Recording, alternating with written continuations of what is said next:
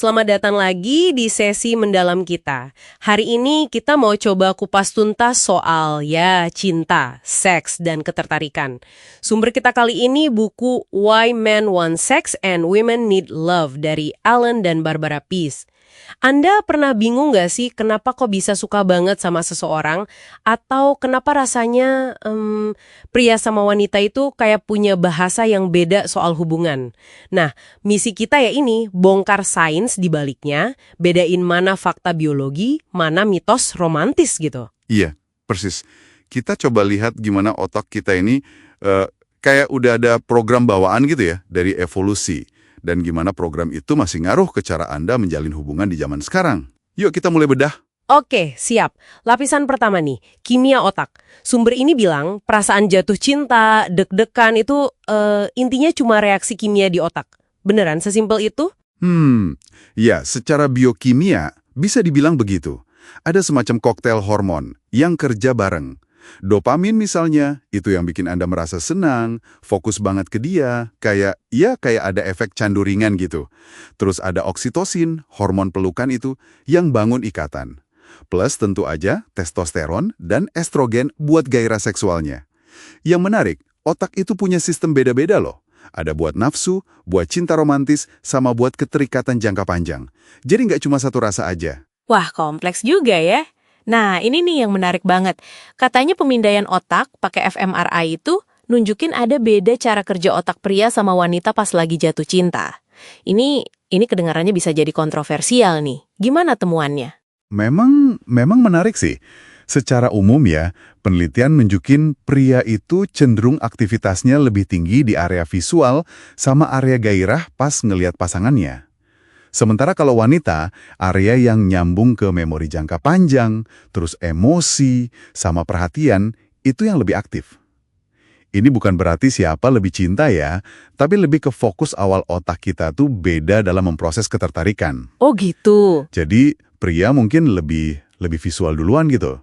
Kalau wanita, cenderung ngevaluasi potensi jangka panjang, pakai memori, sama ngamatin perilaku.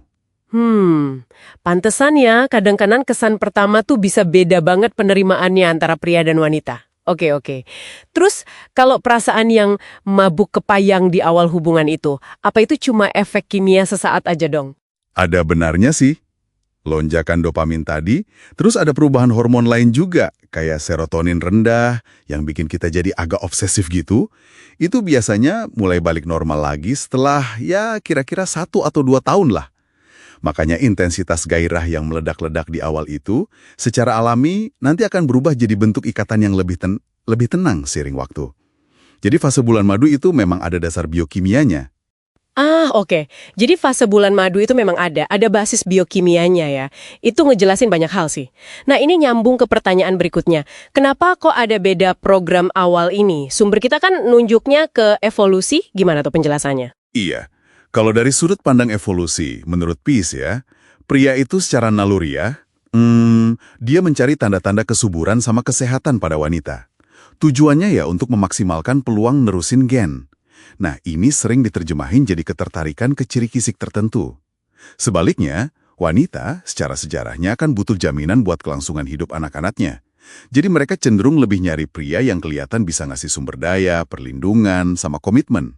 Nah, perangkat keras otak kita ini katanya masih bawa jejak-jejak strategi bertahan hidup kuno itu. Tapi tunggu dulu deh. Kan dunia kita sekarang udah beda jauh banget sama zaman nenek moyang dulu. Gimana ceritanya program kuno ini masih relevan? Di tengah ekspektasi modern, gempuran media sosial lagi. Pasti ada bentrokan dong ya? Nah, itu dia. Tepat sekali.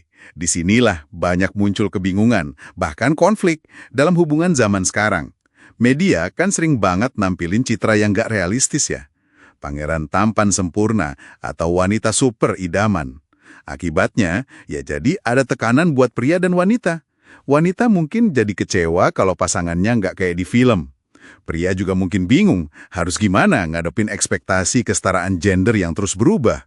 Jadi kita kayak kejebak gitu, antara dorongan biologis sama tuntutan sosial. Waduh, jadi gimana dong? Apa kita ini cuma jadi korban biologi kita aja? Gimana kita bisa bangun hubungan sehat kalau program di kepala kita aja udah agak ketinggalan zaman gini? Nah, ini poin pentingnya. Kita memang punya program bawaan, tapi bukan berarti kita pasrah aja. Kita kan punya bagian otak buat mikir rasional, buat milih secara sadar. Namanya korteks prefrontal. Justru dengan kita paham dorongan-dorongan dasar ini, Anda bisa jadi lebih sadar. Jadi bisa milih secara aktif. Anda bisa tanya ke diri sendiri, ini tertarik beneran karena cocok nilainya atau cuma hormon aja nih? Lagian jangan lupa loh, merasa dicintai itu terbukti bagus banget buat kesehatan fisik dan mental Anda. Riset menunjukkan orang yang merasa dicintai cenderung hidup lebih lama, lebih sehat. Jadi ada alasan kuat buat mengusahakannya secara sadar. Oke, jadi kesimpulannya nih ya, di balik semua keromantisan dan misteri cinta itu, ternyata ada sains yang kuat juga ya. Ada campuran kimia otak, ada warisan evolusi. Pria dan wanita mungkin pendekatannya agak beda di awal karena kabel biologisnya gitu. Tapi ya bukan berarti satu lebih baik dari yang lain. Persis. Paham soal ini tuh bisa jadi kunci buat Anda menavigasi hubungan modern yang, makin kompleks ini, dengan lebih bijak. Ini bukan soal siapa yang benar atau salah kok, tapi lebih ke gimana kita menghargai perbedaan, memahami motivasi di baliknya, baik di diri sendiri maupun di pasangan. Nah, sebagai penutup nih, coba deh Anda renungkan. Seberapa sering sih Anda ngebiarin program kuno ini ngambil alih kendali pas Anda milih pasangan atau bersikap dalam hubungan? Dan seberapa besar porsi keputusan sadar yang Anda buat yang benar-benar nyambung sama nilai dan tujuan jangka panjang Anda? Sesuatu buat dipikirin lebih lanjut ya. Bagian kedua. Selamat datang di Deep Dive kita kali ini. Pernah nggak sih Anda kepikiran kalau kita coba pakai kacamata evolusi yang ya mungkin agak kontroversial nih. Apa sebenarnya yang paling dicari pria dan wanita waktu menjalin hubungan? Nah, sumber yang Anda bagian buku dari Barbara dan Ellen Peace itu punya jawaban yang cukup blak-blakan ya, dan dasarnya dari pandangan itu. Betul. Misi kita sekarang, coba bongkar deh logika mereka. Terus lihat intisarinya apa. Iya, betul sekali. Buku ini memang coba narik preferensi kita jauh ke belakang ya, ke masa lalu evolusioner. Ke dorongan-dorongan dasar yang mungkin kita sendiri nggak sadar gitu, tapi masih ngaruh ke pilihan kita sekarang. Oke. Ini ya, perspektif psikologi evolusioner yang mereka tawarkan gitu. Nah, mari kita mulai dari sisi wanita dulu deh. Menurut buku ini, apa sih yang jadi prioritas utama mereka? Oke, siap. Mari kita bedah nih bagian ini. Sumber ini kan bilang argumennya cukup kuat sih. Katanya meskipun zaman udah modern banget ya, inti dari apa yang dicari wanita, khususnya dalam pasangan jangka panjang, itu akarnya masih sama. Kebutuhan dasar leluhur kita dulu, keamanan sama jaminan sumber daya.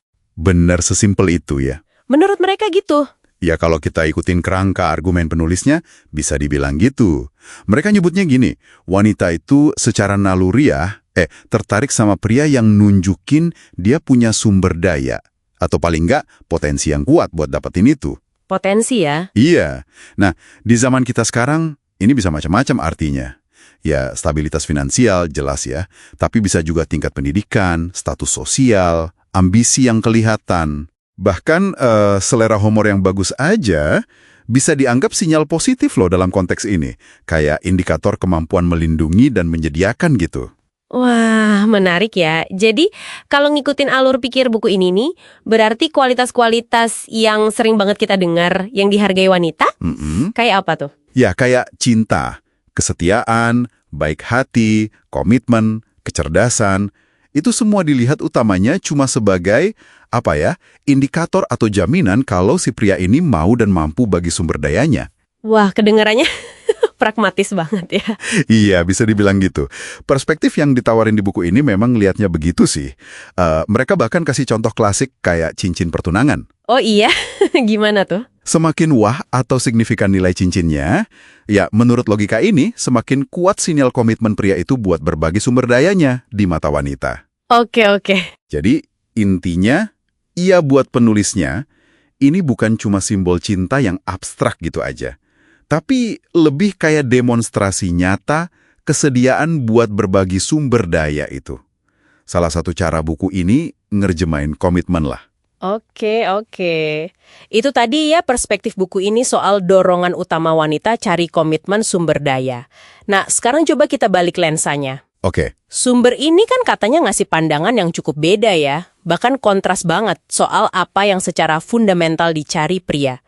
Gimana kata mereka di sisi ini? Nah, ini dia. Di sini argumennya beda lagi. Buku ini ngajuin gagasan kalau pria, ya secara fundamental dari kacamata evolusi versi mereka ini, lebih nyari apa yang mereka sebut layanan dan nilai reproduksi. Istilah layanan ini mungkin perlu kita perhatiin ya. Layanan, kedengarannya agak gimana gitu ya. Bawahi ya, ini istilah dari penulisnya. Terus tadi nilai reproduksi, itu gimana maksudnya? Nah, kalau nilai reproduksi, ini kaitannya lebih ke sinyal-sinyal fisik yang secara evolusioner, lagi-lagi menurut buku ini ya, itu diasosiasiin sama kesehatan, kemudaan, sama kemampuan buat ngelahirin keturunan yang sehat. Ah, oke. Disinilah letak bedanya yang signifikan, yang ditekankan banget sama penulis. Mereka klaim, pria itu secara naluriah lebih cepat tertarik sama isyarat visual tertentu. Contohnya ada nggak? Saya kayaknya ingat ada disebut soal bentuk tubuh gitu. Betul. Buku ini nunjuk ke studi soal preferensi pria ke rasio pinggang-pinggul tertentu. Sekitar 70% itu loh. Atau bentuk jam pasir. Oh, yang itu ya. Iya, itu dianggap sebagai penanda visual kesuburan dan kesehatan reproduksi. Jadi, ya menurut kerangka berpikir ini, daya tarik fisik, visual, itu perannya penting banget. Penting banget ya. Terutama buat ketertarikan awal atau mungkin hubungan yang sifatnya lebih jangka pendek. Nah, itu dia. Jadi ada beda kriteria gitu ya antara jangka pendek sama jangka panjang buat pria menurut buku ini. Persis. Penulisnya bahkan ngegambarin seolah-olah pria itu punya 2 daftar kriteria yang kepisah gitu. 2 daftar? Iya. Satu buat hubungan jangka pendek atau kasual yang ya itu tadi nekenin banget daya tarik fisik.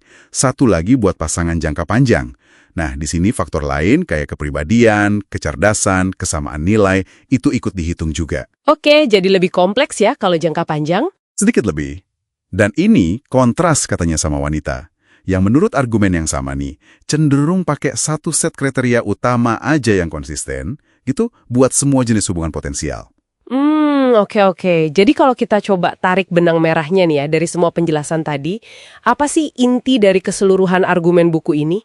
Kok rasanya kayak ada semacam pertukaran mendasar gitu ya, yang mereka gambarin? Bisa dibilang gitu sih. Kalau kita sambungin ke gambaran besarnya menurut penulis ya, mereka tuh nyajiin model di mana terjadi semacam, ya itu tadi, pertukaran inheren dalam dinamika hubungan pria-wanita. Pertukaran apa tuh?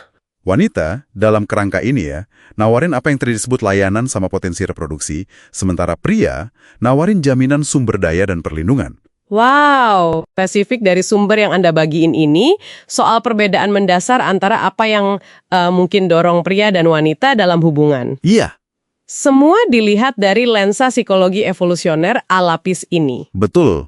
Dan ini jadi ngebawa kita ke satu pertanyaan reflektif nih buat Anda yang dengerin. Oke, apa tuh? Mengingat adanya potensi perbedaan, ya bahkan mungkin pertentangan, dalam dorongan-dorongan mendasar ini, seperti yang digambarin sumber tadi, kira-kira menurut Anda, seberapa besar sih peran kesadaran, komunikasi, dan ya usaha aktif dari kedua belah pihak?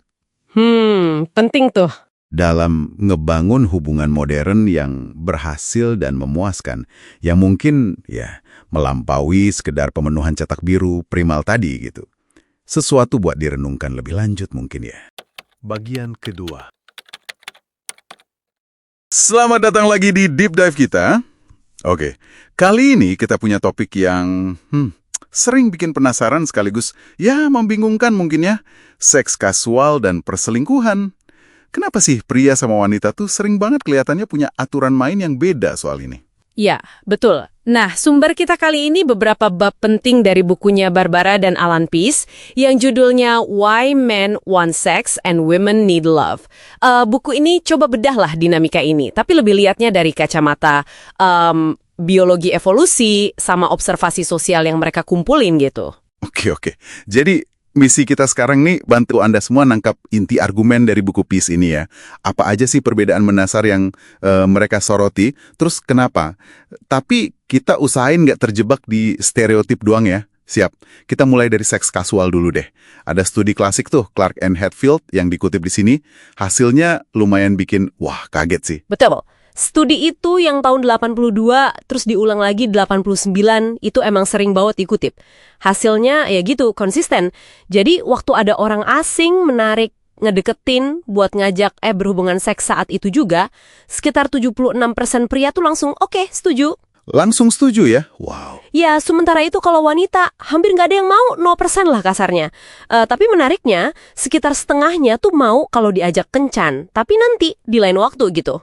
Nah, ini kan nunjukin perbedaan respons awal yang signifikan banget ya menurut temuan mereka. Jauh banget ya bedanya. Terus buku ini jelasinnya gimana? Kenapa bisa beda sejauh itu? Nah, penulisnya ini ngaitinnya ke dorongan biologis sama perbedaan hormonal. Mereka argumennya gini, pria yang kadar testosteronnya rata-rata kan lebih tinggi, secara biologis tuh lebih terprogram buat cari peluang seksual. Dan juga katanya sih lebih gampang misahin antara seks sama ikatan emosional. Oh, jadi lebih ke situ ya? Iya, ada survei-survei lain juga yang dikutip yang kayaknya nguatin itu. Pria dilaporkan jauh lebih bersedia gitu loh, berhubungan seks sama orang yang baru dikenal, bahkan tanpa ada rasa cinta atau hubungan yang jelas. Oke. Itu dari sisi pria ya kalau kata buku ini. Nah terus gimana sama motivasi wanita kalau misalnya terlibat seks kasual? Kalau bukan murni fisik, terus apa dong? Nah, buku ini nyebutin beberapa kemungkinan motivasi wanita yang beda. Jadi bisa jadi buat ngetes nilai pasar diri sendiri gitu. Atau buat naikin rasa percaya diri. Bisa juga buat ngevaluasi pria ini cocok nggak jadi pasangan jangka panjang. Atau ya cari keuntungan materi, hadiah gitu. Bahkan ada juga katanya, terutama pas masa subur secara nggak sadar tuh nyari gen yang dianggap lebih bagus buat keturunan. Jadi, ya intinya meskipun tindakannya sama, niat dibaliknya tuh seringkali lebih kompleks kalau menurut argumen penulis buku ini. Wah, menarik nih. Berarti pengalaman emosional setelahnya juga bisa jadi beda dong ya? Tepat, ya bener banget. Data yang disajiin di buku nunjukin kontras yang lumayan jelas. Sekitar 80% pria, katanya, ngerasa positif-positif aja setelah seks kasual.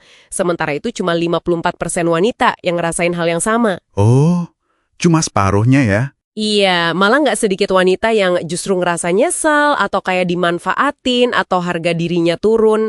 Nah ini kan sejalan ya sama gagasan penulisnya. Kalau buat banyak wanita, seks itu susah dipisahin dari konteks emosi sama hubungan. Perbedaan soal seks dan emosi ini kayaknya nyambung juga ya pas kita ngomongin perselingkuhan. Bahkan definisinya aja bisa beda gitu ya. Betul sekali. Nah ini poin penting banget yang diangkat penulis. Buat kebanyakan pria yang disurvei di riset yang mereka kutip ya, selingkuh itu ya udah aktivitas fisik seksual, titik. Pokoknya fisik ya? Iya. Tapi kalau buat wanita, definisinya tuh lebih luas. Bisa termasuk kedekatan emosional yang wah intens banget, pertemuan rahasia walau nggak ngapa-ngapain secara fisik, atau sekedar chat mesra, itu yang sering disebut perselingkuhan emosional. Oh, jadi sentuhan fisik nggak harus ada ya? Nggak harus. Ini karena menurut argumen buku ini lagi nih, buat wanita, inti hubungan itu kan keterhubungan emosional sama komitmen. Nah, itu bisa dilanggar bahkan tanpa ada kontak fisik sama sekali. Oke. Terus, seberapa umum sih sebenarnya perselingkuhan ini kalau lihat data di sumber kita? Dan siapa aja gitu pelakunya? Angka pastinya emang susah sih didapetin ya. Namanya juga selingkuh kan. Tapi perkiraan yang dikutip buku ini lumayan tinggi loh. Sekitar 50-60% pria, bahkan katanya bisa lebih di beberapa negara Eropa. Dan sekitar 40% wanita dilaporkan pernah nggak setia. Ya, di satu titik dalam hubungan mereka. Udah tinggi juga ya. Ya, yang menarik, penulisnya juga natet ada tren peningkatan gitu. Termasuk di kalangan usia 60 tahun ke atas katanya sih. Gara-gara faktor generasi baby boomers, terus obat kayak Viagra, sama HRT itu. Juga di kalangan usia di bawah 40, yang ini katanya ada pengaruh internet. Jadi lebih gampang aksesnya. Iya masuk akal sih. Terus alasan dibaliknya, sama nggak antara pria sama wanita? Nah, menurut pandangan penulis buku ini, alasannya juga cenderung beda lagi. Kalau pria tuh lebih sering katanya karena ya nafsu, atau bosen secara seksual, hilang ketertarikan fisik sama pasangan, atau ya sekedar ada kesempatan aja. Lebih ke fisik atau kesempatan ya? Iya. Nah, sementara wanita, menurut buku ini, lebih sering selingkuh karena ngerasa kesepian, atau kurang komunikasi sama pasangan, ngerasa nggak dihargai atau nggak diinginkan lagi, kurang romantis gitu hubungannya, atau ya butuh pelarian emosional aja. Jadi seringnya tuh lebih soal nyari nutrisi emosional yang hilang. Buku ini juga katanya ngebantah beberapa mitos ya. Misalnya soal siapa yang lebih mungkin selingkuh gitu. Ya, bener. Misalnya mitos kalau cuma pria yang selingkuh. Padahal data yang dikutip nunjukin kalau wanita muda sekarang tuh selingkuh dalam jumlah yang hampir sama banyaknya sama pria. Oh, jadi udah nggak gitu lagi ya? Iya. Terus mitos lain kalau selingkuh itu pasti karena hubungannya nggak bahagia. Penulisnya bilang seringkali bukan itu pemicu utamanya. Bisa jadi karena ada kesempatan atau kedekatan yang nggak sengaja di tempat kerja misalnya, atau faktor situasi lain bahkan dalam hubungan yang kelihatannya baik-baik aja. Bisa gitu ya? Terus dibahas juga soal ngenalin tanda-tandanya kayak perubahan rutinitas, tiba-tiba jadi rajin olahraga banget, atau lembur terus, penampilan berubah drastis, jadi rahasia banget soal HP atau komputer, atau perubahan drastis di kehidupan seks, bisa jadi lebih bergairah atau malah menghindar. Tapi ya gitu, seringnya nggak kelihatan atau diabaikan. Dan katanya sih, wanita biasanya lebih peka nangkep sinyal-sinyal ini. Oke. Jadi setelah kita bongkar semua ini ya, apa nih inti pemahaman yang bisa kita ambil dari paparannya buku Peace ini? Jadi intinya gini, buku ini tuh menekankan banget adanya perbedaan fundamental yang menurut mereka akarnya kuat di biologi sama evolusi dalam cara pria dan wanita ngedeketin seksualitas, cinta sama komitmen. Pria itu digambarin lebih oportunistik lah secara seksual dan bisa misahin seks dari emosi. Sementara wanita? Nah, sementara wanita cenderung nyari dan butuh koneksi emosional sebagai bagian yang nggak terpisahkan dari seksualitas dan hubungan itu sendiri. Tapi ya perlu diingat juga ini kan generalisasi ya, berdasarkan tren yang mereka amati. Pengalaman tiap orang ya pasti bisa beda-beda banget. Penting banget ya buat ngerti ini, karena perbedaan bahasa ini bisa jadi sumber konflik atau salah paham kan dalam hubungan. Jadi komunikasi kuncinya. Ya, tapi komunikasi yang gimana nih? Persis, kayak yang digambarin di sumber ini, perselingkuhan itu jarang banget jadi solusi. Malah seringnya bikin masalah baru yang lebih ruwet. Jadi paham kalau pasangan kita mungkin punya settingan atau cara pandang bawaan yang beda soal isu ini, itu langkah awal yang penting banget. Terus ya, komunikasi terbuka soal ekspektasi masing-masing, definisi selingkuh buat masing-masing itu apa, itu jadi krusial. Baiklah, oke, sebagai penutup deep dive kita kali ini, ada satu pertanyaan nih buat Anda renungkan di rumah. Kalau kita terima nih premis dari buku ini ya, bahwa ada perbedaan mendasar dalam bahasa seks dan cinta antara pria dan wanita, kira-kira strategi komunikasi spesifik apa sih yang menurut Anda paling penting buat diterapin biar bisa ngejembatanin potensi salah paham atau kesenjangan ekspektasi dalam hubungan? Entah hubungan Anda sendiri atau yang Anda lihat di sekitar Anda. Nah, itu sesuatu buat Anda pikirin lebih lanjut ya. Bagian kedua. Selamat datang kembali di The Deep Dive. Nah, hari ini kita mau bongkar-bongkar buku yang menarik banget nih dari Barbara and Alan Peace. Ya, judulnya Why Men Want Sex and Women Need Love. Betul, kita fokus ke bagian soal gimana sih cara milih pasangan yang pas gitu. Sama sedikit soal ya misteri pria yang kadang bikin Anda garu-garu kepala. Misi kita simpel aja, kasih Anda intisari paling oke dari buku ini, semacam jalan pintas lah buat memahami dinamika hubungan. Siap ya? Mari kita mulai. Oke. Kita juga bakal lihat nih gimana hubungan itu seringnya mulainya ya. Gitu aja. Kebetulan. Oh iya. Iya. Dan kenapa sih pendekatan yang lebih terstruktur, lebih disadari, mungkin lebih ada gunanya? Terus kita kupas juga soal perilaku pria yang kadang aneh, yang ternyata akarnya ya di cara kerja otak. Nah itu dia, langsung aja deh fakta pertama yang diangkat buku ini, banyak hubungan itu startnya tanpa rencana matang. Bener banget. Ketemu di kantor, di acara temen, atau di klub, terus ngerasa klik. Padahal ya ampun, mungkin belum tahu apa-apa soal nilai hidupnya dia. Iya kan? Lucu ya kalau dipikir. Buku ini kasih analogi gini. Kalau kita mau rekrut manajer penting buat perusahaan, itu kan teliti banget. Cek CV, wawancara berkali-kali, cek referensi sana-sini. Betul. Tapi buat milih pasangan hidup, orang yang bakal nemenin seumur hidup, kita seringnya cuma modal kesan pertama aja, rekrut gitu aja. Wah, iya juga ya. Kenapa gitu ya? Ya karena di awal hubungan, semua orang kan pasti nunjukin sisi terbaiknya. Yang bagus-bagus dikeluarin, yang jelek ya disimpen dulu. Oke. Nah, ini nyambung nih ke ide penting berikutnya dari buku ini. Katanya, penting banget buat kita tahu persis apa sih yang kita mau dari pasangan. Krusial itu. Malah disaranin bikin daftar kriteria loh. Ada contohnya kan di buku si Robert sama Susan itu? Ya, ingat yang akhirnya ketemu jodoh sesuai daftar mereka itu kan? Persis, setelah mereka benar-benar nulis apa yang mereka cari. Nah, tapi gini, poin pentingnya itu daftarnya fokus ke nilai-nilai inti yang sama. Itu kuncinya. Nilai inti ya, bukan cuma fisik atau... Bukan cuma soal ketertarikan awal yang kayak kembang api itu, yang didorong hormon, cinta buta lah istilahnya.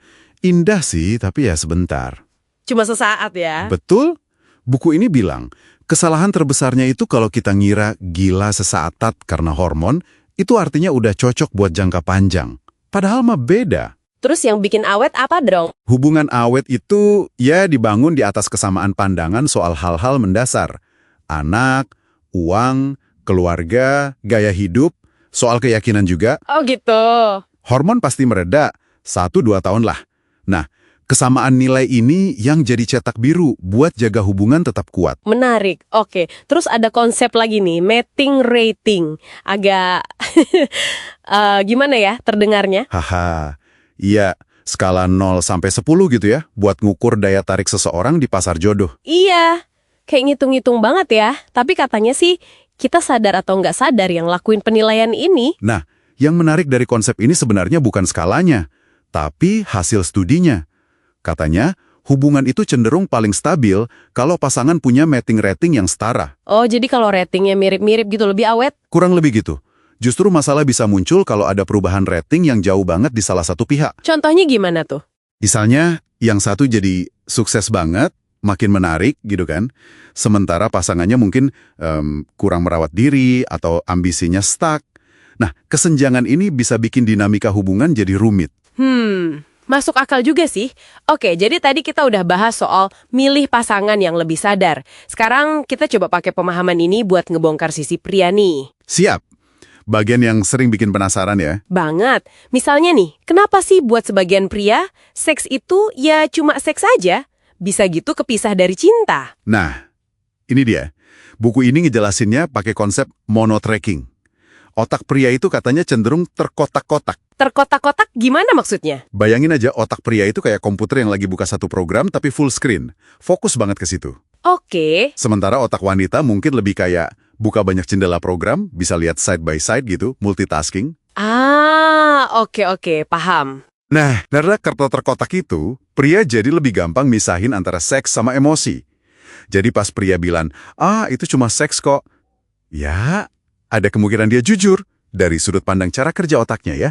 Wah, ini bukan berarti dibenarkan ya, tapi penjelasan biologisnya gitu. Betul. Ini perspektif yang diangkat buku ini, bukan pembenaran perilaku. Oke, terus ada lagi nih, nothing room, ruang kosong di otak pria. Ini beneran ada apa cuma bercandaan sih? Sering banget jadi bahan lelucon ya. Tapi buku ini menggambarkannya kayak semacam mode screensaver atau pause gitu buat otak pria. Mode pause. Iya, tempat mereka istirahat mental. Bener-bener nggak lagi proses informasi aktif. Makanya kalau Anda tanya pasangan yang lagi bengong, lagi mikirin apa, terus dia jawab, nggak ada atau nggak mikir apa-apa. Itu kemungkinan beneran. Kemungkinan besar iya, menurut buku ini. Jadi, kalau kita malah maksa nyari makna tersembunyi di balik itu, ya bisa jadi malah mancing konflik nggak perlu. Ini penting nih buat dipahami ya. Bisa ngurangin salah paham. Banget. Kunci komunikasi juga. Terakhir nih, soal pria yang cenderung bohong soal seks, atau kok kayaknya susah banget bilang aku cinta kamu. Ini ada hubungannya juga sama otak. Kalau ini, buku ini lebih mengaitkannya ke mekanisme pertahanan diri yang dipelajari, bukan bawaan otak langsung. Mekanisme pertahanan, gimana tuh? Pria mungkin belajar dari pengalaman. Misalnya, kalau jujur soal dia tertarik sama wanita lain, itu seringnya bikin pasangannya bereaksi emosional hebat. Sesuatu yang pengen dia hindari. Jadi bohong atau ngeles itu rasanya lebih aman. Nah, terasa kayak opsi yang lebih aman buat jaga suasana, gitu. Walaupun ya, jelas itu ngerusak kepercayaan kan. Sama juga kayak ungkapan cinta. Kadang ada rasa takut jadi rentan, atau takut sama ekspektasi yang bakal muncul setelah bilang gitu. Wow, kompleks juga ya ternyata. Jadi dari semua obrolan kita ini, apa nih kesimpulan buat pendengar kita? Intinya sih, milih pasangan itu sebaiknya lebih sadar ya, fokus ke nilai-nilai inti yang sama, terus memahami perbedaan cara kerja otak pria seperti yang dijelasin Peace ini. Itu bisa jadi alat bantu yang oke banget ya buat navigasi hubungan. Betul. Ingat ya, hubungan jangka panjang itu suksesnya bukan cuma karena chemistry awal yang meledak-ledak. Tapi lebih ke... Lebih ke kesamaan nilai dasar tadi, sama kemampuan kita buat ngelola perbedaan. Itu pasti ada. Memahami keunikan pria ini bukan buat maafin perilaku jelek ya, tapi biar komunikasi lebih nyambung, ekspektasi lebih realistis. Oke, nah sebagai penutup nih, ada satu pertanyaan buat Anda renungkan. Kalau Anda diminta bikin daftar kriteria pasangan ideal, sekarang banget, poin apa aja yang bakal ada di urutan paling atas? Pertanyaan bagus. Dan coba cek lagi, daftar itu udah beneran nyari kesamaan nilai inti buat jangka panjang, atau jangan-jangan masih dominan soal percikan ketertarikan sesaat aja. Coba direnungkan ya. Sampai jumpa di Deep Dive berikutnya. Bagian kedua. Selamat datang lagi di kajian mendalam kita kali ini. Pernah nggak sih Anda ngerasa, kok kayaknya pria sama wanita tuh beda banget ya bahasanya soal seks dan hubungan? Kayak dari planet yang beda gitu ya rasanya. Haha, iya bener. Sering banget kan kita dengar keluhan kayak gitu? Nah, hari ini kita coba nyelam ke satu sumber nih. Buku judulnya Why Men Want Sex and Women Need Love dari Barbara sama Ellen Pease. Oh, buku yang cukup terkenal itu ya? Iya. Mereka coba lihat gimana sih evolusi sama biologi itu mungkin ngebentuk cara kita memandang. Ya itu tadi, cinta, ketertarikan. Misi kita hari ini ya buat ngebongkar beberapa wawasan kunci dari buku ini. Terutama apa sih sebenarnya yang diinginkan wanita dari seks, yang mungkin pria banyak nggak sadar, dan sedikit soal strategi daya tarik dari dua sisi. Oke, tujuannya berarti bukan buat nyari siapa benar siapa salah ya, tapi lebih ke memahami perbedaannya itu sendiri. Tepat. Oke deh, yuk kita mulai bedah. Siap. Nah, satu hal yang langsung di-highlight buku ini tuh gini. Meskipun ada revolusi seksual, ya kan, katanya. Tapi realitanya, banyak wanita tuh nggak otomatis pengen seks sesering pria atau seinisiatif pria gitu. Kenapa? Nah, itu dia pertanyaannya. Kenapa ya? Buku ini berargumen kalau akarnya itu di perbedaan biologis yang ya lumayan mendasar. Misalnya otak pria. Otak pria itu katanya cenderung lebih gampang misahin antara cinta sama seks. Oh gitu. Jadi bisa jalan sendiri-sendiri gitu ya? Kurang lebih gitu menurut buku ini. Dorongan biologis buat nerusin keturunan itu bikin seks jadi prioritas yang bisa muncul ya kapan aja gitu. Nggak terlalu tergantung sama kondisi hubungan saat itu. Jadi ini bukan sekedar soal mood atau suasana hati aja ya berarti, tapi ada landasan biologisnya menurut penulis ini. Iya, menurut argumen mereka begitu. Nah, sebaliknya nih, buat wanita, koneksi emosional sama kondisi hubungan itu, wah, krusial banget. Kalau hubungan lagi kerasa nggak enak, renggang, atau dia ngerasa nggak dihargai, hasrat seksualnya bisa langsung drop. Bener juga sih, sering dengar kayak gitu. Pusat pengaturan seks di otaknya juga beda. Terus, kadar testosteron wanita kan jauh lebih rendah ya. Ini bikin prioritasnya jadi beda. Buat wanita, menurut sumber ini, emosi sama keintiman fisik tuh nyambung erat banget. Wah, menarik banget ini. Dan ini kayaknya langsung kelihatan ya di apa yang dicari kedua pihak sebelum masuk ke ranah fisik. Sumber kita ini nyebutin 5 hal teratas yang diinginkan wanita. Pertama, ngerasa menarik dan spesial. Kedua, ngerasa dicintai dan dilindungi. Klasik ya, tapi penting banget itu. Terus, dimanja, diperlakukan istimewa. Keempat ini penting, sentuhan non-seksual, kayak pelukan, ciuman sayang, gandengan tangan gitu. Bukan langsung yang mengarah ke seks ya berarti? Betul. Dan kelima, bisa ngobrolin perasaannya. Intinya, yaitu tadi, koneksi emosional itu kayak pemanasan utamanya. Bukan tambahan, tapi fondasi. Nah, ini kontras banget sama daftar keinginan pria menurut sumber yang sama. Coba tebak apa nomor 1? Wanita lebih sering bilang iya buat seks. Tepat. Terus, seks yang lebih spontan. Wanita lebih sering memulai dan lebih kreatif. Terus, nggak bikin pria merasa bersalah soal kebutuhan seksualnya. Dan terakhir, wanita paham kalau pria itu gampang terstimulasi secara visual. Misalnya, ya lingerie gitu. Oke. Jadi jelas banget ya bedanya. Pria lebih fokus ke aksi fisik, wanita butuh dipupuk dulu secara emosional. Ya, dan kuncinya kata penulis ini ya, pahami dan terima perbedaan ini, bukan maksa buat sama. ngomongin soal pemicu hasrat nih. Ada temuan yang menurut saya cukup bikin kaget ya. Soal afrodisiak buat wanita. Oh iya, yang itu ya. Bukan cuma soal visual atau erotis kan? Bukan. Betul. Stres itu pembunuh hasrat nomor 1 buat wanita.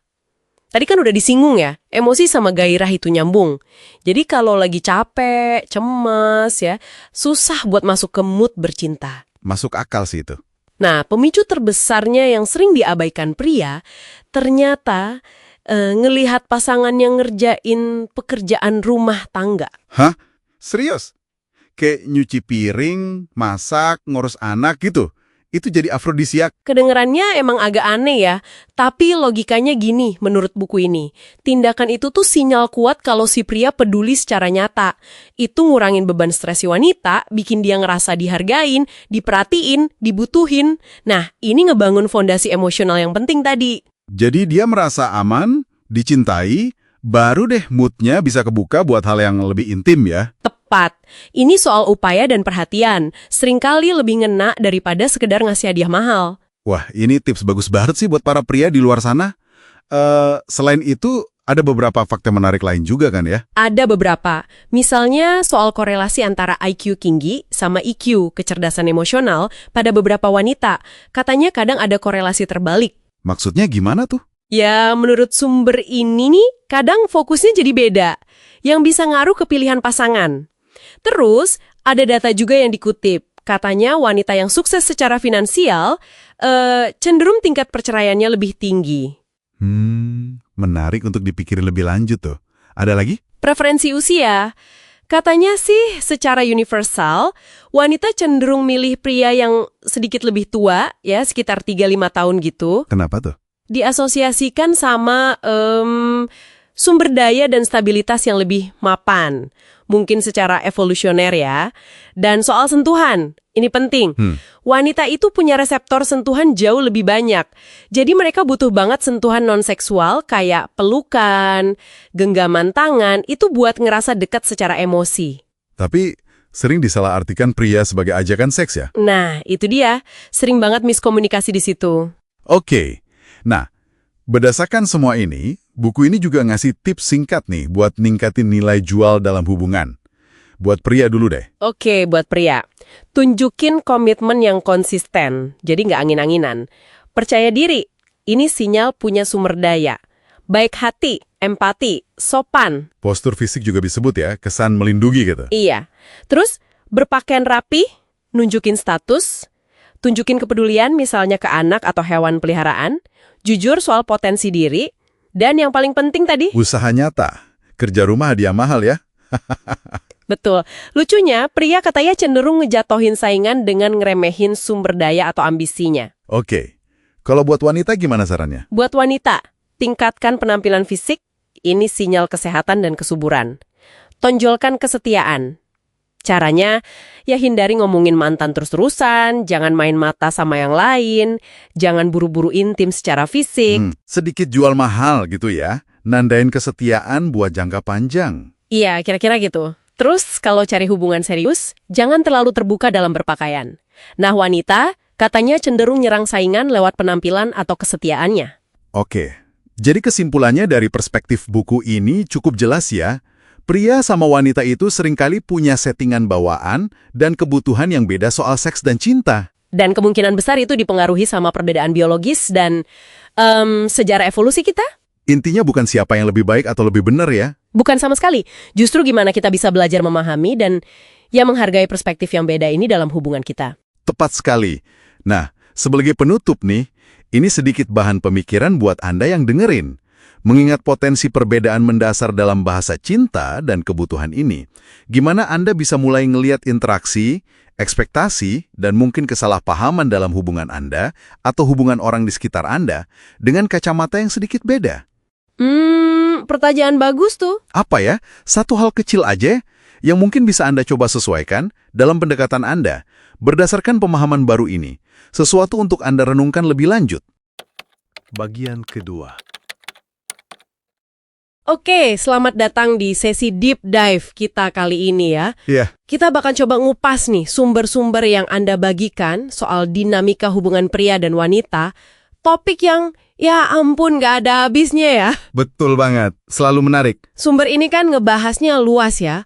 Dari soal evolusi, kenapa kita tertarik sama seseorang, terus tren hubungan zaman sekarang, sampai gimana sains udah mulai bisa ngintip, bahkan mungkin, ngutak-atik soal cinta. Iya, ada potensi ke arah sana juga dibahas. Nah, jadi misi kita hari ini ya, itu kita bongkar lapis-lapisannya, cari tahu kenapanya, kenapa milih pasangan begini, kenapa ada tantangan begitu, dan ya mungkin sedikit nerawang masa depan, oke? Oke, siap. Mari kita mulai. Sip, pembahasan pertama nih, dari materi Anda langsung ke soal evolusi.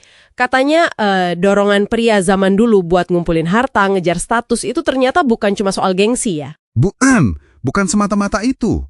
Gini, menurut materi itu, ini nyambung banget sama kebutuhan wanita secara historis. Wanita kan butuh pasangan yang bisa ngelindungin, bisa ngasih makan buat anak-anaknya gitu. Oke, masuk akal. Nah, yang menariknya lagi, ini jadi semacam kompetisi. Pria jadi bersaing, tapi bersaingnya tuh sama pria lain gitu. Buat apa? Ya buat status dan sumber daya itu tadi. Jadi tolak ukurnya itu apa yang disukai wanita? Bisa dibilang gitu. Kriteria pilihan wanita itu jadi kayak standar emasnya lah. Jadi bukan soal menindas wanita ya, tapi lebih ke kompetisi antar pria buat dapetin pasangan yang dianggap unggul. Dan ini semua seringnya nggak kita sadari. Jalan aja gitu di bawah sadar. Oke. Tapi nih kalau lihat sekarang, data dari AS sama UK yang Anda kumpulin itu kan nunjukin angka nikah turun ya? Iya, ada tren penurunan. Banyak. Kadang alasannya ya praktis aja, kayak biaya hidup mahal, atau ya buat test drive dulu lah. Betul, fenomena itu nyata. Pertanyaannya, apakah ini berarti biologi udah nggak relevan lagi gitu? Udah kalah sama kondisi sosial ekonomi? Nggak juga sih, nggak sesederhana itu. Kebutuhan dasar kita buat terhubung, buat punya ikatan sosial, itu tetap penting banget buat kelangsungan hidup. Oke. Ada kan studi di California sama Swedia yang Anda sebutin itu nunjukin koneksi sosial itu vital. Dan soal chemistry atau kimia antar pasangan, itu juga beneran ada loh. Maksudnya gimana tuh kimia beneran? Ya, contohnya studi kaos berkeringat yang ngebahas MHC itu. Itu kan soal gen sistem imun. Ternyata, kita tuh bisa loh secara nggak sadar ngendus siapa yang punya gen imun beda. Lewat bau badan gitu? Pakai pil KB, preferensi alami ini bisa kebalik. Wah, menarik ya. Banget. Jadi intinya, pilihan sadar kita, kondisi sosial, sama biologi dasar itu saling tarik-menarik, saling pengaruh gitu. Kompleks. Nah, ini nih bagian yang saya penasaran banget dari catatan Anda. Soal rasio jari. Panjang jari telunjuk dibanding jari manis. Katanya ini bisa jadi jejak hormon waktu kita di kandungan. Persis. Itu salah satu temuan yang cukup mengejutkan ya buat banyak orang. Jadi kata riset yang Anda bagikan itu, secara rata-rata nih ya, pria itu jari manisnya cenderung lebih panjang dari telunjuk. Iya, terus? Nah, ini katanya, ada hubungan sama paparan testosteron yang lebih tinggi sebelum lahir. Efeknya bisa macam-macam. Ada kaitan sama jago olahraga, jago matematika atau fisika, terus lebih berani ambil risiko. Contohnya disebut trader saham sukses itu ya? Iya, itu salah satu contohnya. Tapi perlu dicatat juga, ada juga kaitan sama potensi risiko kesehatan tertentu. Jadi ada plus minusnya. Kalau wanita gimana? Kebalikannya? Umumnya gitu. Rata-rata jari telunjuk lebih panjang, ini dikaitkan sama paparan estrogen prenatal yang lebih tinggi. Nah, kaitannya lebih ke kemampuan verbal, bahasa, literasi, sama kesuburan juga. Wow! Jadi kayak sidik jari biologis gitu ya, dari sebelum lahir udah ada penandanya. Bisa dibilang gitu. Contoh nyata gimana biologi awal kita bisa sedikit banyak ngasih petunjuk soal potensi atau kecenderungan kita ke depan. Walaupun tentu bukan takdir ya. Oke, pindah topik dikit. Kita sering dengar klise opposites attract. Yang beda itu menarik. Tapi salah satu poin penting dari sumber Anda justru bilang sebaliknya buat jangka panjang ya. Betul banget. Buat hubungan awet, ternyata kesamaan nilai-nilai inti itu jauh lebih penting. Kayak pandangan sosial, moral, etika hidup, itu lebih krusial lah daripada sekedar, wah dia beda ya, seru nih. Justru perbedaan mendasar itu yang sering jadi sumber konflik ya? Iya, seringkali jadi biang keroknya di situ. Dan ngomongin konflik, menurut materi ini, konflik itu ya hampir nggak mungkin dihindari. Karena pria dan wanita itu kan memang punya perbedaan bawaan, cara komunikasi beda, kebutuhan beda. Jadi kuncinya bukan ngilangin konflik? Bukan, Tapi gimana cara ngelolanya? Catatan Anda ngasih beberapa tips praktis kan? Misalnya, soal waktu dan tempat bahas masalah sensitif. Oh iya, disaranin di tempat netral ya, jangan pas lagi momen intim gitu. Betul. Terus juga disinggung soal kebutuhan wanita untuk merasa tetap dihargai, diinginkan, seiring bertambahnya usia. Dan sebaliknya, penting juga buat wanita memahami dorongan testosteron pria misalnya. Saling pengertian lah. Oke. Jadi kalau dirangkum nih, apa sih inti besarnya buat Anda dari semua ini? Kayaknya sumber-sumber ini negasin kalau meskipun kita ini produk biologi dan evolusi, Tapi kita bukan robot, kita punya pilihan sadar. iya, itu dia. Justru dengan kita paham asal-muasal dorongan kita, entah itu dari evolusi atau hormon, kita jadi lebih punya kendali gitu ya. Bisa ngarahin perilaku kita, bukan cuma pasrah. Setuju banget. Dan pemahaman ini malah ngebuka pertanyaan lain yang lebih dalam lagi, yang menarik buat Anda renungkan. Pertanyaan apa tuh? Ya, soal kemajuan sains ini. Contohnya studi tikus vole itu, yang bisa diubah genetiknya biar jadi monogami.